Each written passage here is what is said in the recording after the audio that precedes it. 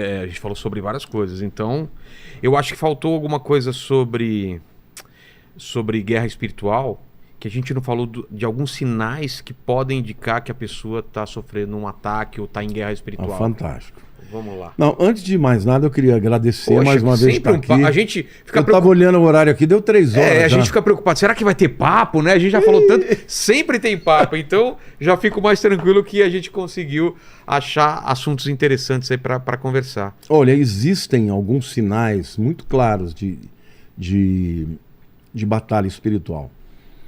Primeiro, pensamentos na mente. Pensamentos de, olha, eu não valho nada, eu sou um zero à esquerda, a vida não vale a pena, quero morrer. Uma segunda característica também na mente é incredulidade. Você nunca teve um pensamento assim, eu estou ficando louco, Deus não existe, isso aqui tudo é uma loucura, eu estou doido. Às vezes eu já pensei nisso, será que não estamos numa simulação? Isso tudo também é ataque espiritual na mente. Outra coisa que é muito comum, isso na pessoa, né? Um desânimo absurdo, entendeu? Uma tristeza, alguém vai dizer, não, é depressão. Claro que se você olhar, se tiver condições de analisar a química do cérebro, está tudo bagunçado. Mas qual é a origem disso? O que está por detrás? Porque o espírito da morte é um espírito de abandono, de tristeza, de olha, não tem esperança, é desespero.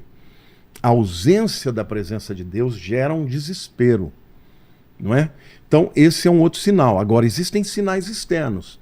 Quando, por exemplo, você começa a ver tudo dar errado, quebra aqui, quebra ali, parece que tem uma zica, né? Que tem uma hora que tudo começa a dar errado, quebra o carro, quebra o computador, quebra a geladeira, bate o carro, é roubado 2, 3 vezes. Quando uma coisa começa a passar dos limites, é hora de você parar e orar, buscar ajuda, pedir oração, porque pode ser uma batalha espiritual muito grande. Agora, sem dúvida alguma, a tentação para te levar para longe de Deus é uma batalha espiritual, porque um dos nomes do diabo é o tentador. Então, se você está passando por uma temporada de muita tentação na sua vida, tentação de alguma coisa que você não sabe que não deve fazer e tem vontade de fazer, cara, busque a Deus, porque Ele é o tentador. E a Bíblia diz, né, que a tentação, né, uma vez consumada, gera a morte. A concupiscência, né, te leva a isso. Então, tentação todo mundo tem, mas tem momentos que você percebe que o inimigo está se levantando. Qual o objetivo dele? Roubar, matar, destruir, acabar com o teu casamento, acabar com a tua família, acabar com o propósito de Deus na tua vida.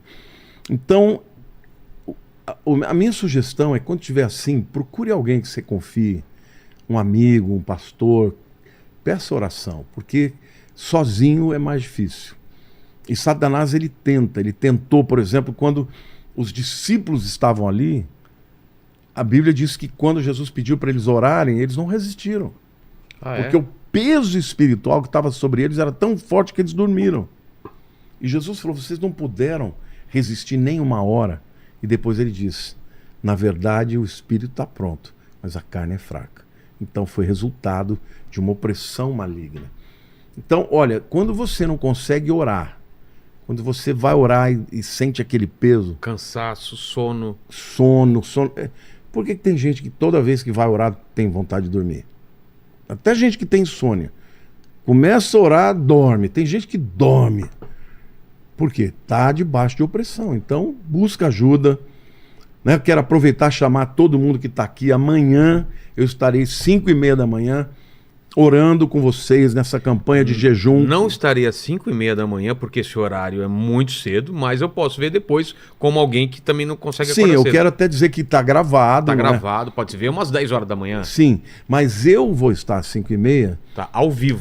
Não ao vivo, não? O vídeo é gravado, porque tá. tem edição e tal, mas eu vou estar lá na frente do celular orando junto. Entendi. Entendeu? Me ouvindo e orando junto com as pessoas, talvez ali respondendo alguma coisa, né? Das perguntas que forem colocadas.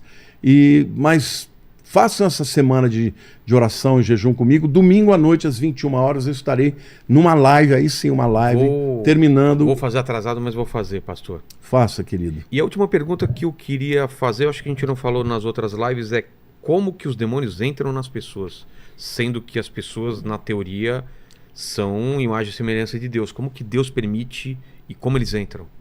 Outra pergunta maravilhosa. Muita gente deve ter essa Eles dúvida, só né? entram por legalidade. Legalidade. Legalidade. A Bíblia diz assim: irai-vos e não pequeis. Não se ponha o sol sobre a vossa ira, nem deis lugar ao diabo. A palavra lugar ali é topos, de topografia, lugar físico. Tá. Deus é amor, não é? É. Quando você ama, você aumenta a presença. Não aumenta a presença de Deus, porque Ele está 100% na gente.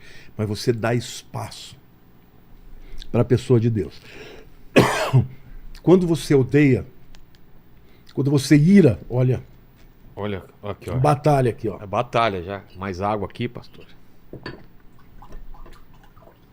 Quando você dá lugar ao ódio, à ira, o apóstolo está dizendo: não se põe o sol sobre a vossa ira, ou seja, não vai dormir irado. Irai-vos e não pequeis, não se põe o sol sobre a vossa ira e nem deis lugar ao diabo. Você dá lugar ao diabo na sua mente quando você abre brechas e age em direção a coisas que são pecaminosas.